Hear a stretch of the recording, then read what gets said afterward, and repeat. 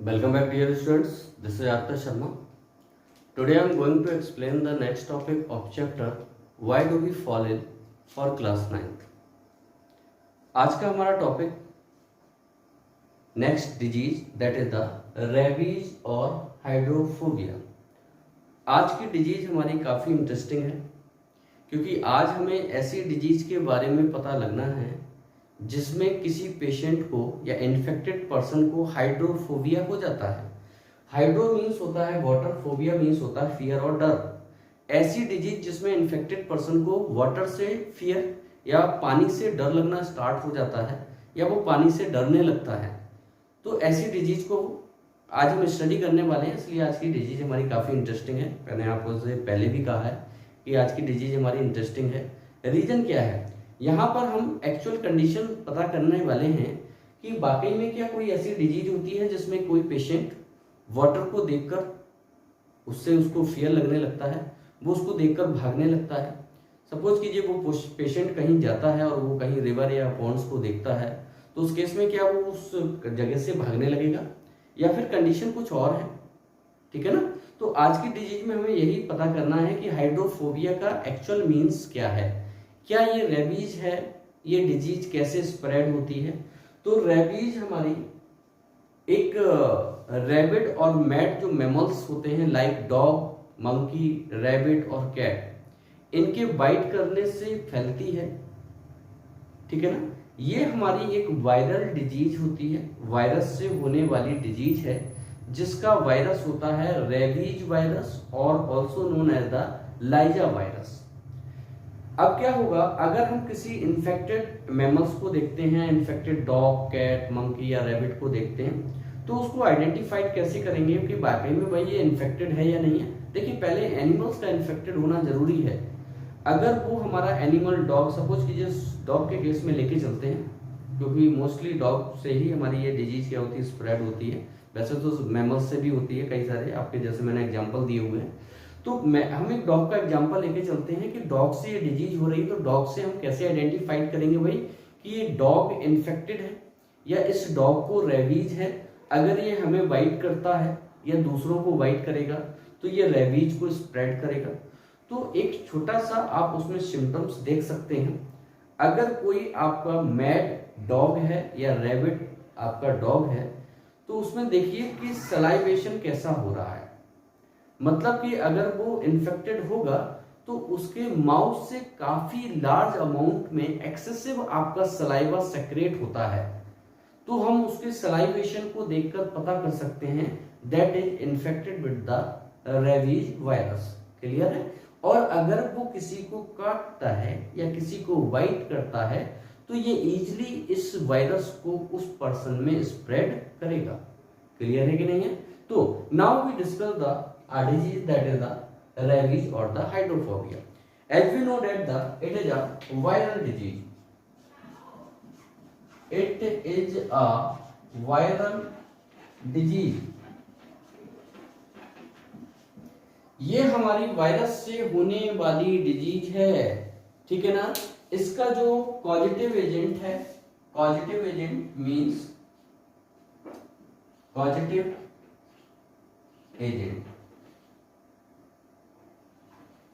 और pathogen.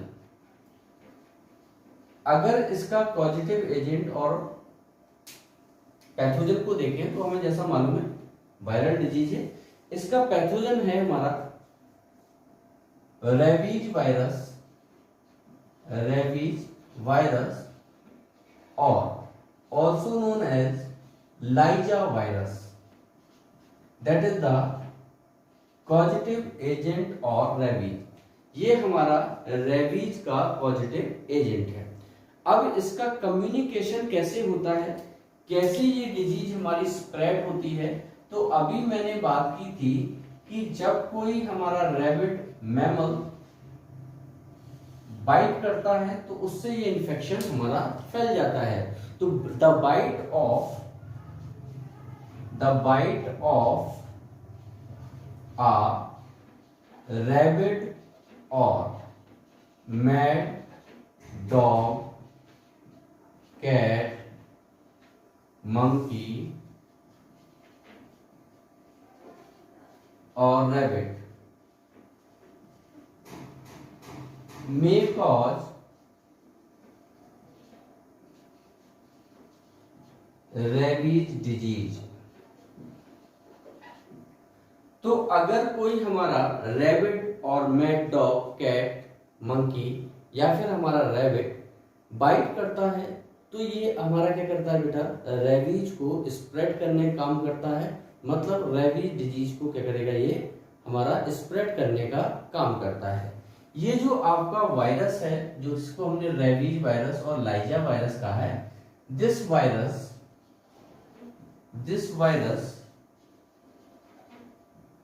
is present in saliva of rabid mammal। जो भी हमारा रैबिट मैमल्स है, इस रैबिट मैमल्स के कह सकते हैं आपकी सलाइवा में ये हमारा क्या होता है बेटा, वायरस प्रेजेंट होता है। क्लियर है बेटा? व्हेन, जब भी ये हमारे infected animals, when these infected animals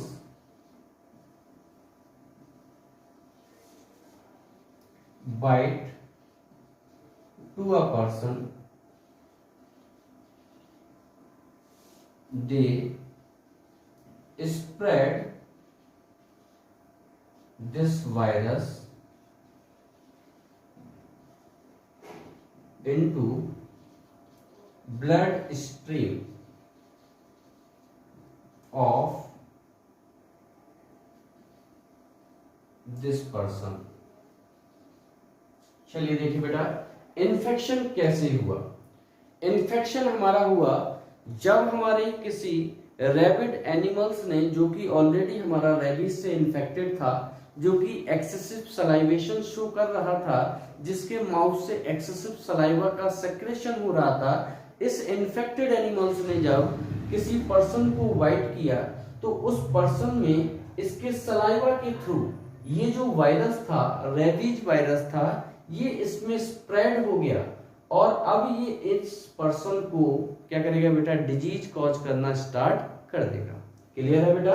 तो ये होता है कम्युनिकेशन। तो इसका कम्युनिकेशन कब तभी हो सकता है जब कोई रैबिड एनिमल किसी पर्सन या किसी ह्यूमन को बाइट करता है। Now second one is the incubation period. Incubation period.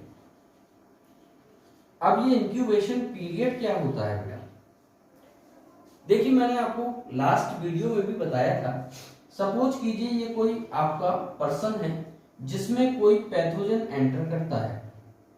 ये कोई पैथोजन है, इसने किसी बॉडी में एंटर किया, ठीक है ना? ये ह्यूमन की बॉडी भी हो सकती है, एनिमल्स की बॉडी भी हो सकती है, पैथोजन आपका कहीं भी हो सकता है। सपोज कीजिए इस पैथोजन ने किसी बॉडी में एंटर किया और बॉडी में एंटर करने के बाद इसने ऑन स्पॉट कोई सिम्टम्स कॉज नहीं किए, मतलब कि तुरंत एंटर करने के बाद इसने सिम्टम्स नहीं दिए। आफ्टर फ्यू डेज और आफ्टर फ्यू मंथ्स और आफ्टर फ्यू इयर्स, हो सकता है कुछ दिनों के बाद या फिर कुछ मंथ्स के बाद या फिर कुछ इयर्स के बाद ये जो पैथोजन है ये सिम्टम्स कॉज करना स्टार्ट करता है। मतलब कि आपकी बॉडी में जो सिम्टम्स हैं वो तुरंत ना दिखकर कुछ समय के बाद दिखाई देते हैं। मीन्स क्या होगा बेटा कि जब कोई पैथोजन हमारा एंटर करेगा तो पैथोजन की एंट्री से लेकर उसके सिम्टम्स कॉज करने तक का जो रेस्ट फेज है, जिसमें उसने किसी भी टाइप का कोई सिम्टम्स कॉज नहीं किया, this period is known as the incubation period.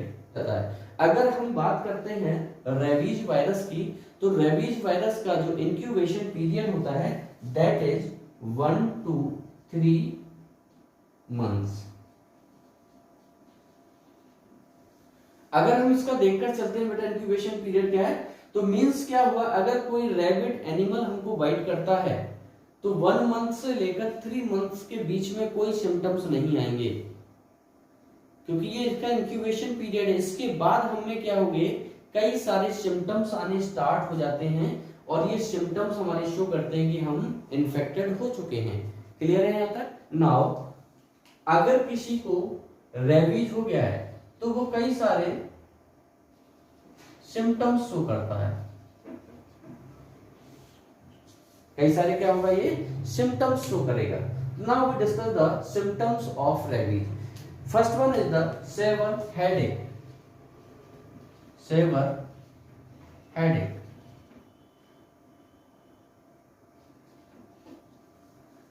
सबसे पहले तो हेडेक हो जाएगा, ठीक है ना। हेडेक होने के साथ साथ हाई फीवर, उसमें हाई फीवर रहेगा, ठीक है ना। फीवर है, साथ में आपका हेडेक है, और इसके साथ साथ स्पेसिफिक फीचर है आपका painful contraction of muscle of throat and chest. That is the specific feature of the rabies disease.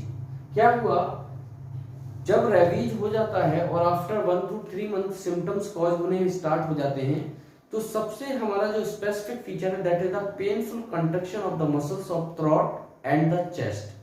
Chest और थ्रोट की जो मसल्स कंट्रैक्ट करने में पेन होने लगता है। ये पेन इतना बढ़ जाता है कि किसी चीज को स्वलो करने की भी या स्वलो करने में भी उसको क्या होने लगता है, पेन होने लगता है। क्लियर है। नाउ चोकिंग फीलिंग,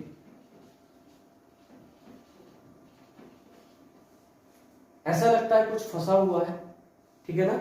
हमेशा यहाँ पर मसल में हमारी क्या होती है, बहुत ज्यादा स्वेल्ड रहती हैं, जिसकी वजह से ऐसा लगता है कि कुछ हमारे थ्रोट वाले रीजन में, हमारे इसोफेगस में कुछ चीज फंसा हुआ है, तो चोकिंग की हमें फीलिंग होने लगती है। इसके साथ साथ find difficulty in the intake of liquid food, find difficulty in the intake of even liquid food. जैसे find difficulty in the intake of even liquid food. आप सॉलिड फूड की तो बात छोड़ दीजिए, आपको पानी पीने में भी या लिक्विड फूड को भी आपको कंज्यूम करने में पेन होने लगता है। और ये पेन इतना होता है कि आपको लगता है सामने रखा हुआ पानी में पी लूं क्योंकि मुझे बहुत प्यास लग रही है। लेकिन उस केस में जब मैं पानी पीने की कोशिश करता हूं तो मेरे थ्रोट रीजन में इतना ज्यादा पेन होता है कि पानी को मैं कंज्यूम नहीं कर पा रहा हूं, मैं उसको स्वलो नहीं कर पा रहा हूं। तो मीन्स वही कंडीशन हो गई कि पानी तो सामने रखा है लेकिन मैं उसको इनटेक नहीं कर पा रहा हूं।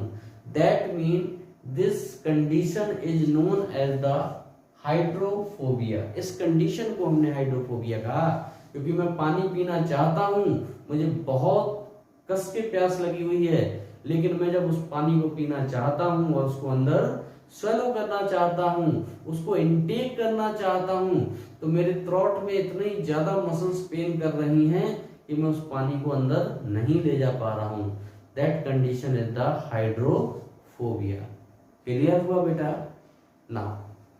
तो इसी कंडीशन को हमने क्या कहा बेटा, इसी कंडीशन को कहा हाइड्रोफोबिया। तो याद रखना है हाइड्रोफोबिया का मीन्स क्या हो गया कि हम इनटेक नहीं कर पा रहे हैं पानी को और पानी पीना चाहते हैं। साथ में अगर हमारा पेशेंट में ये सिम्टम्स कॉज हो गए हैं तो उसमें भी एक्सेसिव सलाइवेशन, उसमें भी सलाइवा का सेक्रेशन होना स्टार्ट हो जाएगा। उस पेशेंट में, ह्यूमन में भी सलाइवा क्या होने लगेगा, एक्सेसिव क्वांटिटी में सेक्रेशन होना स्टार्ट हो जाएगा। ठीक है। इसके साथ साथ रेस्टलेसनेस,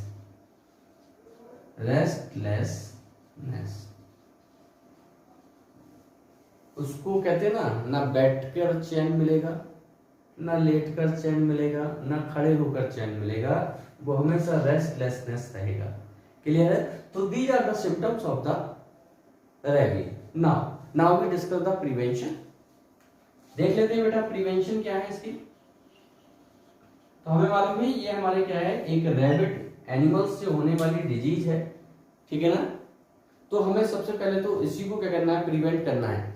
अगर कोई एनिमल हमें बाइट कर लेता है, सपोज कीजिए कोई इन्फेक्टेड एनिमल ने हमें बाइट किया, तो सबसे पहले क्या करेंगे, क्लीनिंग वुंड्स। सबसे पहले आपको जो वुंड्स है, जो घाव बन गए, जो उसने काटा है, उसने क्या जहां काटा है वो वहां पर वुंड्स बन जाते हैं। तो जो भी हमारा cleaning wounds with carbolic soap and water. सबसे पहले तो आपको वुंड्स को क्या करना है बेटा, एक कार्बोलिक सोप या नॉर्मल सोप जो आते हैं आपके आते हैं, उनसे अच्छी तरह उसको वॉश कर लेना है। वाटर और सोप के साथ उसे अच्छी तरह वॉश कर लेना है। वॉश करने के बाद अप्लाइड एंटीसेप्टिक, इस पर बेटा एंटीसेप्टिक को अप्लाई करना है। एंटीसेप्टिक जैसे कि आपका डेटॉल, डेटॉल आता है, सेवलॉन आता है, ठीक है ना। तो इसको आप क्या करेंगे, उस पर अप्लाई कर देंगे। उस वुंड को धोने के बाद उस पर एंटीसेप्टिक को अप्लाई कर देंगे। इसके बाद क्या करना है, इसके बाद consult the doctor for vaccination and consult to doctor for anti rabies vaccine. और तुरंत बेटा 24 आवर्स के अंदर अंदर 24 आवर्स के अंदर अंदर डॉक्टर से कंसल्ट करिए और उससे एंटी वैक्सीन, जो भी हमारी एंटी रेबीज वैक्सीन है, उसको इंजेक्ट करवाइए। क्लियर है बेटा। सबसे पहला काम ये करना है। दूसरा, ये तो हो गई आपकी पर्सनल प्रिवेंशन मेथड। अब दूसरा क्या करना है, जो भी हमारे आसपास फालतू में ये जो घर के आसपास हमारे डॉग, कैट, मंकी ये सब घूमते रहते हैं, इनको इम्यूनाइजेशन करना है। तो क्या करेंगे बेटा, इम्यूनाइजेशन करेंगे। Immunisation of stray dogs and cats हो जाए। तो जो भी हमारे स्ट्रे डॉग्स और कैट्स हैं उनको इम्यूनाइजेशन कर देंगे। हाँ, अगर कोई हमारा पेट डॉग और कैट्स हैं उनको वैक्सीनेटेड करेंगे विथ एंटी रेबीज वैक्सीन। तो क्या करेंगे नेक्स्ट बेटा, pet dog or cat should be vaccinated with anti-rabies vaccine।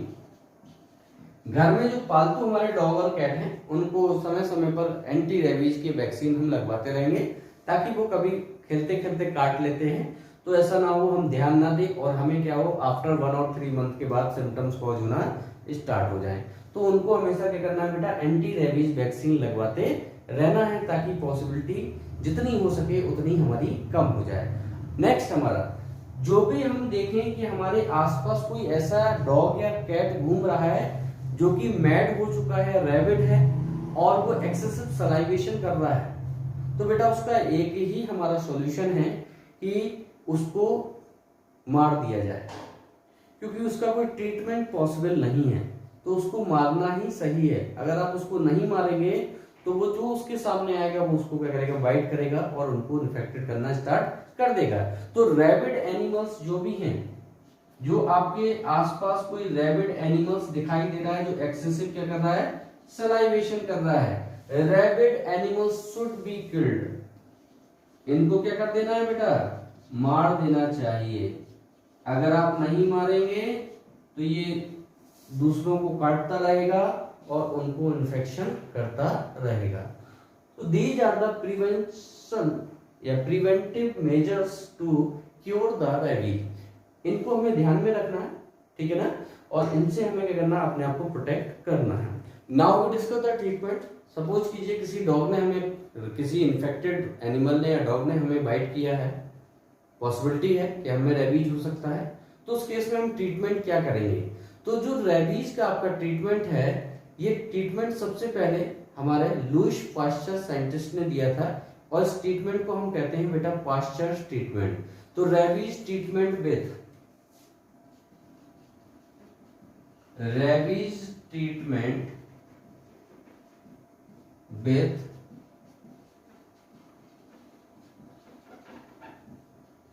Pastures treatment. मैंने कहा था ना बेटा कि ये ट्रीटमेंट दिया था, ये लुईस पास्चर ने दिया था और उन्हीं के नाम पर इसको क्या कहा गया, पास्चर्स ट्रीटमेंट। पास्चर के द्वारा दिए गए ट्रीटमेंट में एक हमारा कोर्स था जिसमें 14 डोज ऑफ वैक्सीन लगाई जाती थी। मींस क्या हुआ, which are course of 14 vaccines. कितनी वैक्सीन का डोज था बेटा, 3। मतलब पूरा कोर्स आपका क्या था, 14 वैक्सीन का था, वाज गिवन, ये दिया जाता था। लेकिन आज के समय में करेंटली जो हमारा इसको थोड़ा सा मॉडिफाइड किया गया, थोड़ा सा हमने क्या किया, वैक्सीन के नंबर को कम किया। इस कंप्लीट ट्रीटमेंट को करने के लिए आज करेंटली हम क्या करते हैं, 5 एंटी रेबीज वैक्सीन को प्रेस्क्राइब करते हैं। करेंटली क्या है बेटा, only 5 vaccines doses prescribed to the patient। हमने अब क्या कर दिया बेटा, 5 वैक्सीन की डोज को हमने क्या किया है बेटा, प्रेस्क्राइब किया हुआ है। इसमें कब देना है, एट इंटरवल ऑफ, यहां पर बेटा, यहां पर जो टाइम है, इंटरवल है, वो बहुत आपका जरूरी है, कंपलसरी है कि उसी आप इंटरवल में इन डोजेस को लेना है। फर्स्ट डोज आपकी 0 डे, मतलब कि जिस दिन बाइट किया हुआ है 24 आवर्स के अंदर अंदर हमें फर्स्ट डोज को ले लेना है। सेकंड हमारी आफ्टर 3 डेज, 0 डेज के बाद हमने थर्ड डे पर क्या लेना है, सेकंड वैक्सीन को ले लेना है। थर्ड वैक्सीन 7th डे पर, फोर्थ वैक्सीन 14th डे पर, and last vaccine is 30 day after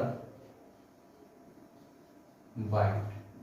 देख लीजिए बेटा, तो सबसे पहले ट्रीटमेंट की अगर बात की जाती है तो रेबीज का ट्रीटमेंट सबसे पहले लुईस पास्चर साइंटिस्ट ने किया था, जिसको हम पास्चर ट्रीटमेंट कहते हैं। उस समय हमारी 14 जो डोजेज का हमारा एक कोर्स हुआ करता था, जिसमें हमने क्या था, टोटल 14 वैक्सीन को प्रेस्क्राइब किया जाता था। उस पेशेंट को हम क्या करते थे, 14 वैक्सीन कई इंटरवल्स में हम लगाते थे। लेकिन आज हमने क्या किया है, करेंटली जो हमारी डोज तैयार हुई है वैक्सीन की, इसमें केवल 5 वैक्सीन डोज हमारी प्रेस्क्राइब की जाती है। अब 14 की जगह केवल 5 वैक्सीन लगती हैं, लेकिन जो इंटरवल है हमारा वो क्या है, 0। मतलब जिस दिन आपको बाइट किया है उसी दिन 24 आवर्स के अंदर अंदर हमें पहली डोज ले लेनी है। सेकेंड डोज हमारी 3rd डे पर, 7th डे पर आपकी 3rd डोज, 14th डे पर आपकी 4th dose, and the 30 day पर आपकी 5th डोज का क्या करना है बेटा, हमें लेना है और हम इससे क्योर हो सकते हैं। तो that is the rabies disease. I hope बेटा आपका ये पूरा क्लियर हो गया होगा आपको। अगर कहीं डाउट्स होता है आपको तो मुझे आप कमेंट बॉक्स में कमेंट्स दे सकते हैं, मैं आपके डाउट्स पूरे क्लियर करूंगा। ओके बेटा, thank you and have a nice day.